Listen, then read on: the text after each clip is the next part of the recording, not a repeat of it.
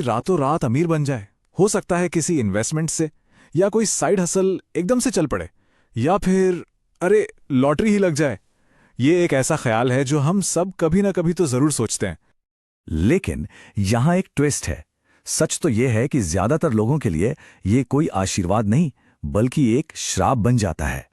अचानक मिली दौलत अक्सर दोस्तों, परिवार और यहां तक कि खुद को खोने की सबसे बड़ी वजह बन जाती है। जैक विटेकर की कहानी बिल्कुल यही दिखाती है। साल 2002 की बात है, उन्होंने पावरबॉल लॉटरी में पता है कितना जीता? $314.9 मिलियन। एक चौंका देने वाली रकम। बाद में उन्होंने खुद इस बात को माना, और ये लाइन सुनिए, बहुत ज्यादा अच्छा इंसान होना ही मेरी दौलत और मेरे परिवार दोनों की बर्बादी का कारण बना। ये एक बहुत बहुत बड़ी चेतावनी है, और आज हम इसी पहेली को सुलझाने की कोशिश करेंगे। तो यही है वो सडन वेल्थ पैराडॉक्स। एक तरफ तो अमीर बनने का सपना, और दूसरी तरफ उसकी तबाह कर देने वाली हकीकत। तो चलिए अब देखते हैं कि इससे बचा कैसे जा सकता है। तो फिर इसका हल क्या है? इसकी शुरुआत होती है सबसे पहले कदमों से, क्योंकि दौलत हाथ में आते ही जो फैसले लिए जाते हैं ना, वही किसी की पूरी फाइनेंशियल लाइफ की कहानी लिख देते हैं। सबसे पहला और शायद सबसे जरूरी नियम है स्टेल्थ रिच बनना। अब इसका मतलब क्या है? इसका सीधा सा मतलब है अपनी दौलत को दुनिया से, यहां तक कि अपने करीबी लोगों से भी छिपा कर रखना। क्यों? ताकि प्राइवेसी और सिक्योरिटी बनी रहे। तो एकदम शुरुआत में क्या करना है? सबसे पहले तो किसी को कुछ नहीं बताना है, मुंह बंद रखना है। इसके बाद एक ऐसा वकील ढूंढिए जो ट्रस्ट और एस्टेट प्लानिंग का एक्सपर्ट हो। उनकी मदद से एक ट्रस्ट बनाइए। इससे टैक्स भी बचेगा और प्राइवेसी भी बनी रहेगी। और हां, सबसे जरूरी बात, इस कबर का ढिंडोरा पीटने से बचना है। याद रखिए, इस खेल में चुप्पी ही सबसे बड़ा हथियार है। पहले कदम के बाद आता है दूसरा फेज, 6 महीने का कूल डाउन पीरियड। इसे एक तरह का मैंडेटरी वेटिंग पीरियड समझिए, ताकि इस बड़े बदलाव को प्रोसेस किया जा सके और जल्दबाजी में कोई भी बेवकूफी भरा फैसला लेने से बचा जा सके।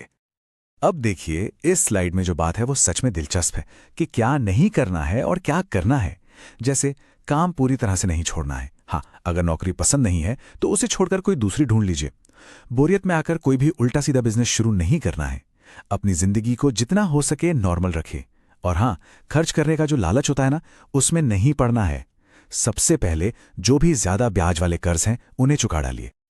चलिए अब आते हैं सबसे मुश्किल हिस्से पर, दोस्त, परिवार और फाइनेंस। जब अपने ही लोग आपसे पैसे मांगने लगते हैं तो सिचुएशन इमोशनली बहुत बहुत ज्यादा मुश्किल हो जाती है। इसके लिए एक बहुत ही प्रैक्टिकल नियम है, वन टाइम गिफ्ट रूल।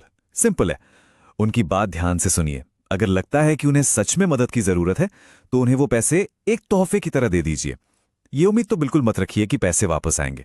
और सबसे जरूरी, एक शर्त रखिए कि वे दोबारा कभी पैसे नहीं मांगेंगे। सुनने में ये थोड़ा कठोर लग सकता है, लेकिन यकीन मानिए, रिश्ते बचाने के लिए ये बहुत जरूरी है।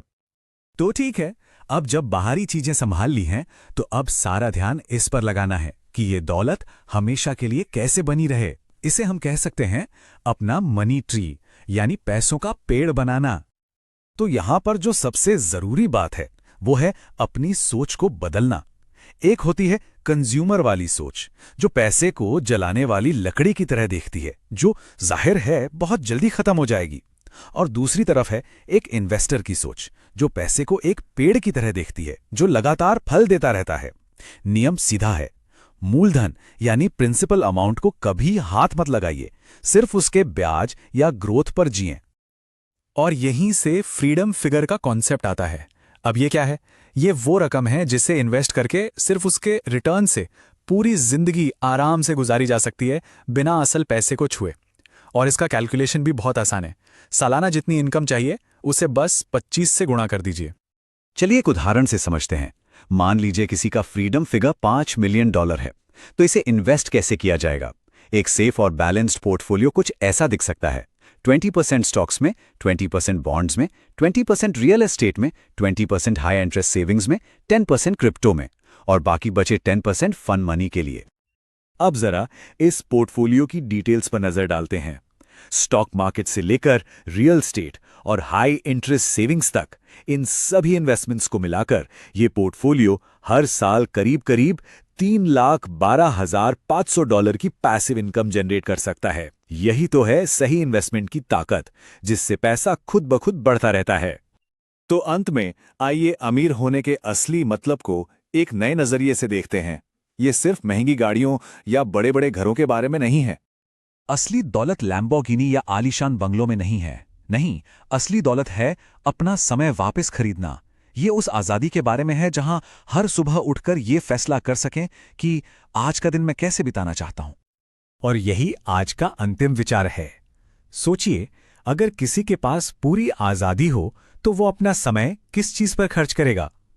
असली दौलत का मतलब है इस सवाल का जवाब अपनी शर्तों पर देना।